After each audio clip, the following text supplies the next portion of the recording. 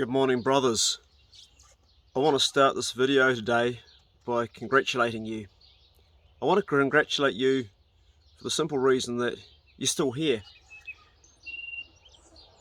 I have lost a lot of very close friends and people in my life that are no longer here through suicide. My first girlfriend. It's quite a list actually. It's terrible. But you're still here, and that's the cool thing. See, you've got what it takes to get through this, and I've been reflecting about this morning as I'm thinking over someone I lost this year through suicide. And you've probably been very close at some stage to where that person was, but you decided to take the road of recovery, the road of battling it out, of enduring the pain, whatever it was. I don't draw any difference between physical pain, emotional pain, spiritual pain, or mental pain. I've had extreme physical pain, and I've been there too. So I know what it's like to want to pull the trigger to escape the pain, to be unconscious and then to wake up again in absolute hideous pain that's so horrendous that you can't even think about your family and the people you love. You just need to end the pain. It's not that you don't like living, you love to live, but dying is a better option because you're in so much pain. And this type of pain, there's no difference whether it's physical, a spiritual pain. I'm not quite sure what that is actually, because I'm not a very spiritual person, but I know people talk about it, and it's as valid to them as it is to me. A physical pain, a mental pain, where you can't undo something in your head. So I want to congratulate you brothers, and the occasional sister listening to today, that have been to the edge and have survived. I want to congratulate you. You're still here. You've got something really, really special. You've made it something really strong. The bones of who you are got you through it.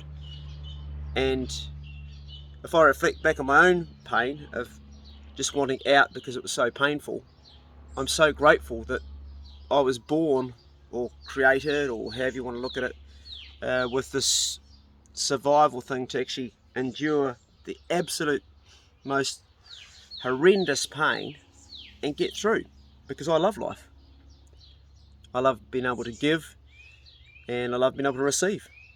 I'm probably a better giver than receiver. I'm still got to work on receiving, and that's to do with self-worth and self-belief, which is a work in progress for myself, and every day I draw closer to it. I look at the man I was yesterday and I think, shit, look how far I've come. Who would have guessed I'd still even be here? And it's an adventure, and it's a path which I'm not sure about where it ends, but the journey is what it's all about right now in this conversation with you guys. I'm in a very reflective mood this morning. I've been going really hard the last 4 or 5 days, which I love to do. I love to go hard. I went for a big massive walk with the dogs yesterday, and I paddled out to my old launch I'm trying to get my old boat going and see if I can fix it up a little bit. I went hard all day from the early morning, and I've been going hard the last 4 or 5, 6 days, and I love the feeling of that, but also love the feeling of waking up physically exhausted, because I slow right down, and it's a chance to reflect and to think about these things that are important, and to practice gratitude. So I'm really grateful for you who's listening to me right now, that you have been able to endure what it was that got you through that hard time. And I think it's really important to sometimes go back and think about those hard times, as I've just been doing this morning, and to remind yourself that was a moment, that was a time that was really, really, really difficult. I just wanted out of this life, but I got through it. And then life right now is so much sweeter.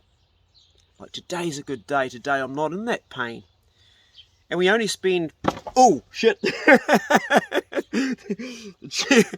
could be more pain. I was just going to say we only spend a tiny moment in our life in pain, and then we get through and carry on. But it's important to remember that. Just about the chair nearly fell down the hill. I could have had more pain. That's funny. So you never know what's going to happen next. It's always like, what's going to happen next? Life is like that. I only fell that far, but anyway, that was kind of funny. That's really all I wanted to say. So well done you for getting through that moment in time when life was almost unbearable to keep on going, whatever it was. If you're someone right now that's still struggling, if you're someone who's in that pain right now, I'll say this to you. If you're suffering a physical pain where there seems to be no end, particularly if you've got a disease that's progressively getting worse and you're terminal, if it's constant all the time, then it's your right to leave this life. I'm not saying take your life, but you are the one that will know.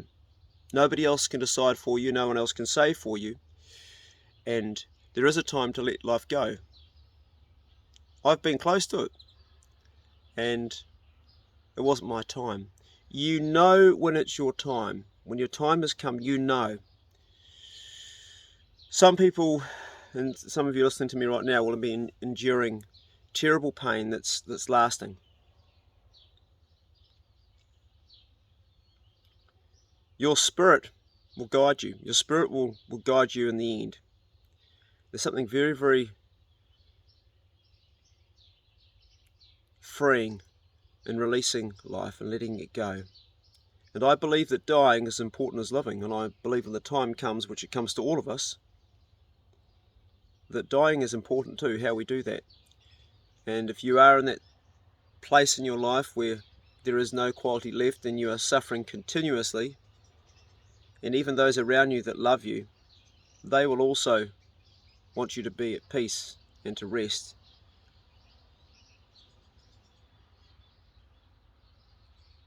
Really, really important to die well. And when I say that, I say it with someone who's faced dying and thought about it and accepted it.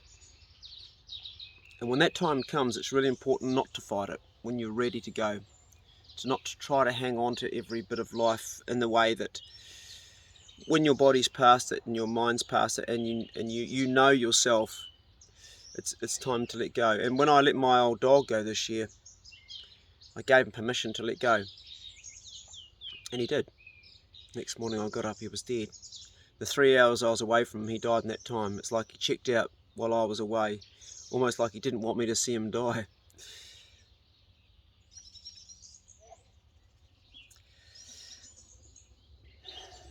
And I miss him. I miss him very much. There's been a lot of loss this year. A lot of people have died. And my dog died. And because we have human attachment, it's very, very painful, but it's also a natural pain and one to go into, not to try to cover up or block, to let it flow, to let the tears come when they want to come, and not try and be macho and try and be a man and hold it all together. One of the things about being a man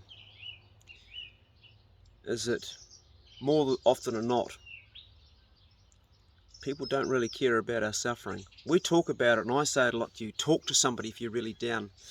Say, hey, listen, I need a hand. But one of the reasons us men don't is, more often than not, people don't really care about us men because they expect us to be brave. They expect us to be strong and hold together.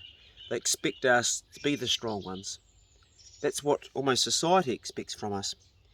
And so we've got this thing where someone says, "How you going, mate?" And we go, "Yeah, all right." Well, good. And quite often the man that says that, he's not good, or he's not all right. He's struggling a lot with something. More common than you know. He keeps it hidden. And I say this to men today that say that, and I've said this before, the reason we say that is we, somewhere on some deep level, we almost are acting like a wolf. In a pack of wolves, the wolf that is the weakest, as soon as he shows weakness in any way, the rest of the other wolves will pack on him and kill him. And somewhere, we have that same mentality. You may have seen it yourself if you've got pig dogs, or you've got farm dogs or working dogs, a pack.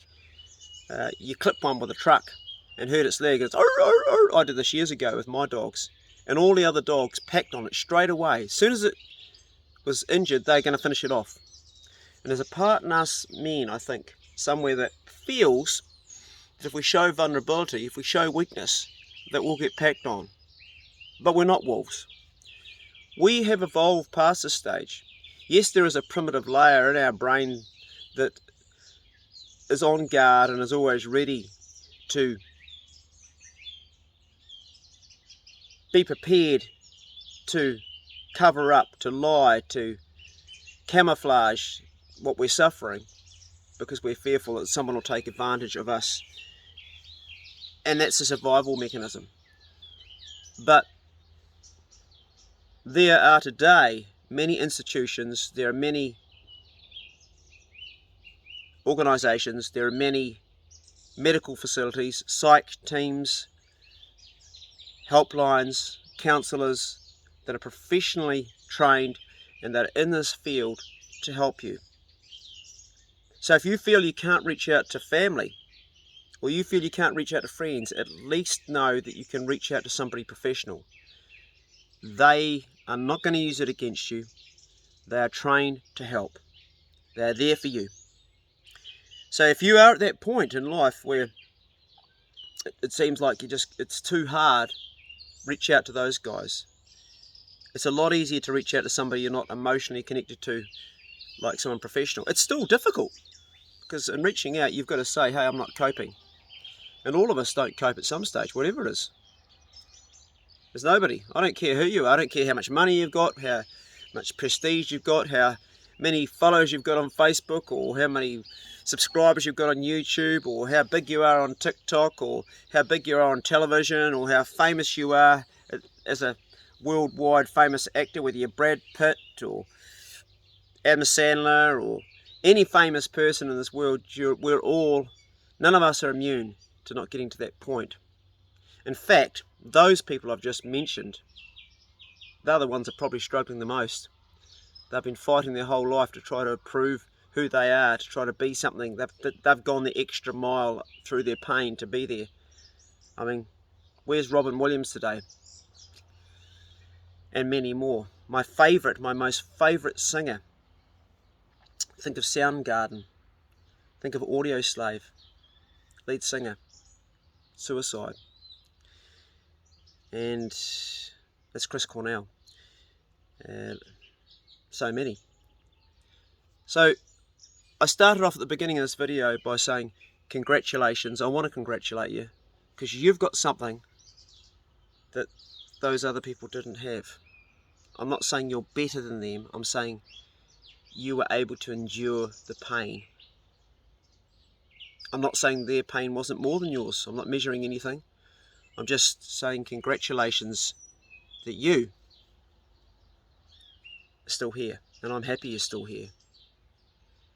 Because a lot of good people are not still here, because it was too much for them to bear. And may their souls rest in peace. They no longer have that pain, but man, they've left a world of pain behind, which they're not even here to witness.